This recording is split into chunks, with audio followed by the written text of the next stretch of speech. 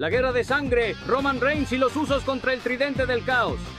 En el universo de la lucha libre hay enfrentamientos que no solo se tratan de fuerza o estrategia, sino de orgullo, traición y familia. Uno de esos momentos clave ocurrió en SmackDown el 30 y 1 de enero del 2020, cuando Roman Reigns se unió a sus primos, los Usos, para enfrentar a un trío de villanos, King Corbin, Dolph Ziggler y Robert Roode. ¿Fue esta la noche en que se selló el destino del reino de Corbin?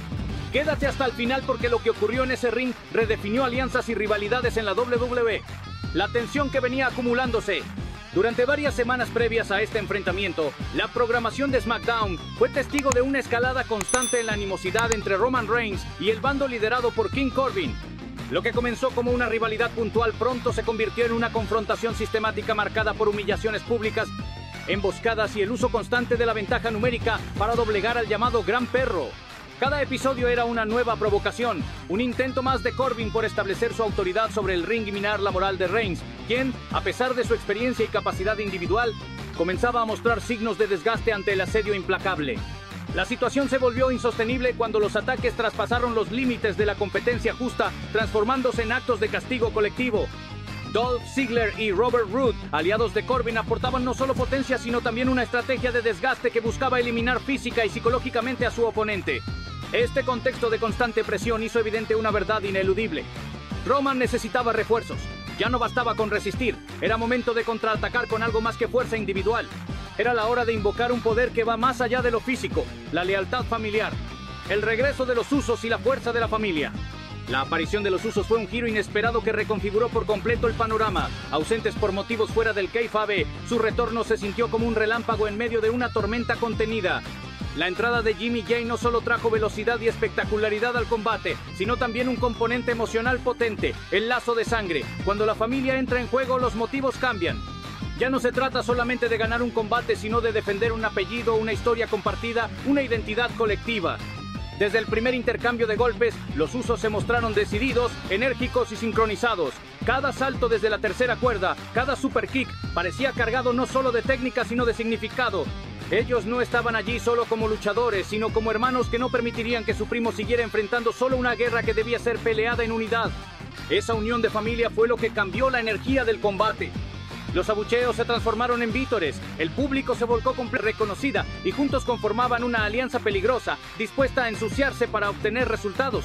Su estilo de combate fue una mezcla de cálculo meticuloso y violencia descarada. Roode aportaba músculos, Ziggler agilidad y astucia, mientras Corbin fungía como el cerebro del grupo, siempre buscando aprovechar cualquier descuido. Durante la mayor parte del encuentro, utilizaron todas las herramientas disponibles para desequilibrar a sus oponentes, desde otro y anticipar movimientos rivales. La gran diferencia entre ambos equipos fue que mientras el tridente de Corbin confiaba en el oportunismo y la traición, la familia samoana construía su estrategia sobre la cohesión y el conocimiento mutuo. Esa diferencia en la base táctica de cada bando quedó al descubierto cuando los intentos sucios del trío villano comenzaban a fallar ante la coordinación efectiva y la lectura de juego quedó. A cada movimiento le seguía una reacción natural, como si sus cuerpos respondieran al mismo ritmo. Se anticipaban entre sí, sabían cuándo intervenir y cuándo retroceder, y se apoyaban constantemente, no solo física sino emocionalmente. Esa compenetración quedó patente en los intercambios rápidos de relevos, en los combos ejecutados sin margen de error y en la forma en que se cubrían las espaldas mutuamente. El combate se volvió una danza fluida entre ellos, donde cada uno potenciaba al otro. Lo más notable era cómo se reforzaba la confianza. Reigns se mostraba más tranquilo y seguro, sabiendo que sus primos lo respaldaban, y los Usos lucían más libres, sabiendo que Roman dominaba el eje central de la lucha. En ese punto, no eran solo un trío temporal, eran una fuerza colectiva, una unidad compacta alimentada por la historia compartida y el orgullo familiar. Ziggler y Roode, la dupla que se rompe. A diferencia del trío de Reigns, los conflictos internos entre Ziggler y Roode comenzaron a hacerse evidentes conforme el combate avanzaba. Lo que antes parecía una alianza sólida empezó a agrietarse con el aumento de presión. Los errores de comunicación se volvieron frecuentes, los relevos mal ejecutados desataron fricciones y los gestos de desaprobación entre ambos aumentaron visiblemente. Estos signos de tensión afectaron directamente su rendimiento. Cuando un equipo pierde la confianza interna, sus movimientos se vuelven erráticos y su capacidad de respuesta disminuye. Lo que antes era sincronía se convirtió en descoordinación. Hubo momentos en los que uno intervenía demasiado tarde o simplemente no reaccionaba, permitiendo que los Usos tomaran ventaja. Además, mientras Corbin intentaba mantener el liderazgo, era evidente que sus compañeros ya no respondían con el mismo entusiasmo. El liderazgo impuesto por la fuerza o el estatus rara vez sobrevive en la adversidad, y en este caso quedó claro que el respeto entre los miembros del equipo estaba erosionado. Al final, Ziggler y Roode no solo perdieron un combate, también dejaron en evidencia que su alianza no era tan estable como parecía. El clímax brutal: mesa, escaleras y justicia. A medida que el combate alcanzaba su punto máximo, la intensidad subió de forma exponencial, las reglas dejaron de importar y el ring se transformó en un campo de batalla caótico. Reigns, como figura central, asumió el rol de ejecutor, tomando el control en el momento exacto con una lanza poderosa que cambió el ritmo por completo. Las armas comenzaron a aparecer. Mesas colapsaron bajo el peso de cuerpos arrojados sin piedad. Escaleras de acero fueron utilizadas como proyectiles o instrumentos de castigo, y el público rugía con cada impacto. Era un escenario de destrucción donde la resistencia mental era tan importante como la fuerza física. La culminación llegó cuando Corbin, símbolo del abuso y la traición acumulada durante semanas, fue finalmente reducido. No fue solo una victoria, fue una liberación. Verlo atravesar una mesa, recibir una super kick y finalmente ser inmovilizado fue una catarsis colectiva. La justicia no vino en forma de árbitros o reglas, sino en el lenguaje que la lucha libre mejor conoce, el castigo físico como forma de redención narrativa. La victoria que significó mucho más.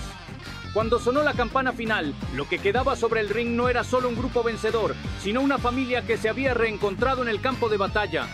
El triunfo de Roman Reigns y los Usos representó algo más grande que el resultado de un combate. Fue la afirmación de que los vínculos auténticos, la lealtad verdadera y la memoria compartida pueden vencer incluso a la más calculada de las conspiraciones. Este combate fue también una antesala simbólica de lo que vendría más adelante, el nacimiento de la era del jefe tribal. Aunque en este punto Roman aún no había adoptado esa identidad de forma oficial, la semilla ya estaba plantada. Había liderado con sabiduría, había sabido pedir ayuda cuando lo necesitó y había guiado a su familia hacia una victoria que resonaría en los meses venideros.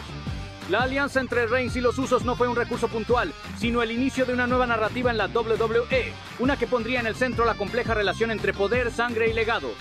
Aquel 31 de enero no solo se escribió una página más en la historia del entretenimiento deportivo, se marcó el principio de una dinastía que con el paso del tiempo se volvería legendaria. El combate entre Roman Reigns, los Usos y el tridente formado por Corbin, Ziggler y Roode fue mucho más que una simple confrontación en el ring. Representó el choque entre dos formas de entender el poder. Por un lado la manipulación, el ego y la traición. Por el otro la lealtad, la conexión familiar y el respeto mutuo. A lo largo de cada fase del enfrentamiento se puso a prueba no solo la habilidad técnica de los luchadores, sino la solidez de sus vínculos y la coherencia entre lo que representan y lo que ejecutan. Cuando los lazos son verdaderos, ni el caos más violento puede quebrarlos. Lo que parecía un simple combate por rivalidades personales terminó siendo un punto de inflexión en la historia moderna de la WWE. ¿Fue esta noche el verdadero nacimiento de la dinastía que hoy domina la lucha libre? Déjame tu opinión abajo, porque lo que pasó en esa arena sigue teniendo eco hasta hoy. Y si te gustó este repaso épico, no olvides que hay muchas más batallas que aún quedan por revivir. Nos vemos en la próxima.